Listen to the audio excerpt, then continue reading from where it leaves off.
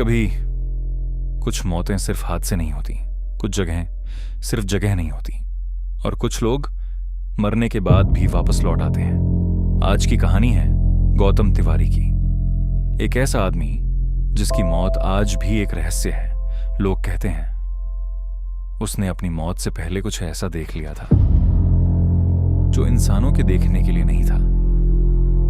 अगर आप रात में अकेले हैं तो लाइट बंद मत कीजिएगा, क्योंकि इस कहानी के बाद आपको भी अपने कमरे में किसी की मौजूदगी महसूस हो सकती है। साल 2018, उत्तर भारत के एक छोटे से कस्बे में रहने वाला 32 साल का गौतम तिवारी पेशे से एक वीडियो ब्लॉगर था। उसे पुरानी और वीरान जगहों पर जाकर वीडियो बनाना बहुत पसंद था।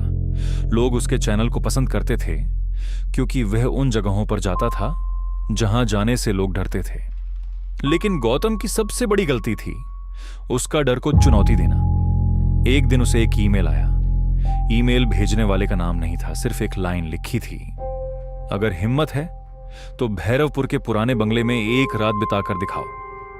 नीचे एक लोकेशन थी। गौतम को लगा कि यह उसके अगले वीडियो के लिए परफेक्ट कंटेंट होगा। उसने तुरंत कैमरा उठाया और निकल पड़ा उस गांव की ओर। भैरवपुर एक ऐसा गांव जहां शाम के बाद कोई बाहर नहीं निकलता था। गांव पहुंचते ही गौतम को अजीब सा माहौल महसूस हुआ। सड़कें खाली थीं, हवा में अजीब सी बदबू थी और हर घर के दरवाजे बंद थे। गौतम ने एक बूढ़े आदमी से उस बंगले के बारे में पूछा। बूढ़ा आदमी अचानक डर गया, उसके हाथ कांपने लगे। उसने धीमी आवाज में कहा, बेटा वहां मत जाना, जो भी रात के बाद उस बंगले में गया है वापस नहीं आया। गौतम हंस पड़ा, बाबा यह सब अंधविश्वास है। बूढ़ा आदमी उसकी आंखों में देखते हुए बोला, अगर जाना ही है तो रात के ठीक 3 बजे पीछे मुड़कर मत देखना। यह सुनकर गौतम थोड़ा असहज हुआ, लेकिन उसने बात को नजरअंदाज कर दिया। रात के करीब 11 बजे गौतम उस पुराने बंगले के अंदर पहुंचा। बंगला बहुत बड़ा था, दीवारों पर काले निशान थे, हर जगह धूल जमी हुई थी और ऐसा लग रहा था जैसे वहां वर्षों से कोई नहीं आया। उसने कैमरा ऑन किया और रिकॉर्डिंग शुरू की।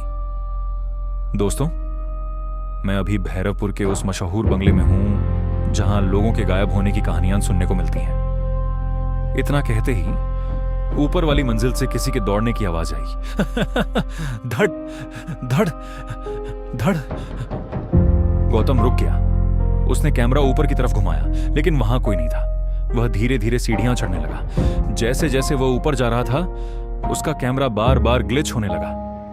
अचानक स्क्रीन पर कुछ सेकंड के लिए एक औरत का चेहरा दिखाई दिया। सफेद आंखें, लंबा काला चेहरा और होंठों पर खून। गौतम डर गया, लेकिन उसने खुद को संभाला और बोला, शायद कैमरे की प्रॉब्लम होगी।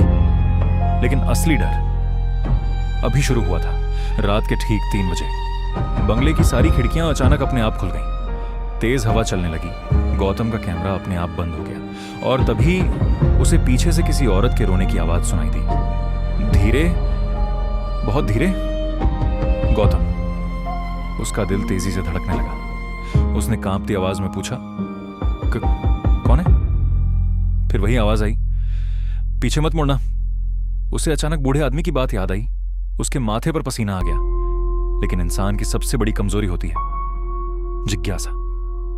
गौतम खुद को रोक नहीं पाया और उसने धीरे धीरे पीछे मुड़कर देखा। जैसे ही गौतम पीछे मुड़ा उसका कैमरा अपने आप ऑन हो गया।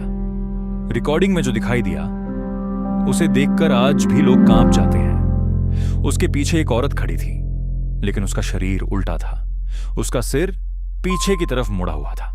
उसकी आंखें पूरी काली थीं और चेहरा जला हुआ। वह धीरे धीरे गौतम के करीब आने लगी। गौतम चीख पड़ा। वह भागने लगा, लेकिन बंगले का दरवाजा बंद हो चुका था। तभी दीवारों पर खून से शब्द लिखे दिखाई दिए, अब तुम यहां से कभी नहीं जाओगे। गौतम पूरी ताकत से दरवाजा पीटने लगा, लेकिन अचानक उसकी चीख बंद हो गई। कैमरा जमीन पर गिर गया और आखिरी रिकॉर्डिंग में सिर्फ एक आवाज सुनाई दी, हड्डियां टूटने की आवाज। फिर सब शांत हो गया। अगले दिन गांव वालों ने बंगले के बाहर गौतम की गाड़ी देखी, लेकिन अंदर जाने की हिम्मत किसी में नहीं थी। आखिरकार पुलिस आई। जब उन्होंने बंगले के अंदर जाकर देखा तो सबके होश उड़ गए। गौतम की लाश छत से उल्टी लटकी हुई थी। उसकी आंखें पूरी खुली थीं और चेहरे पर ऐसा डर था जैसा किसी इंसान ने मरने से पहले नरक देख लिया हो। सबसे डरावनी बात यह थी, उसके शरीर पर किसी भी इंसान के हाथों के निशान नहीं थे।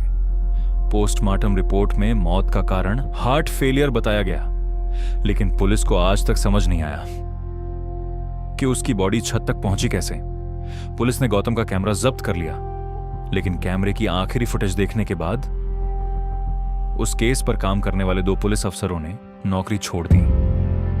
क्यों?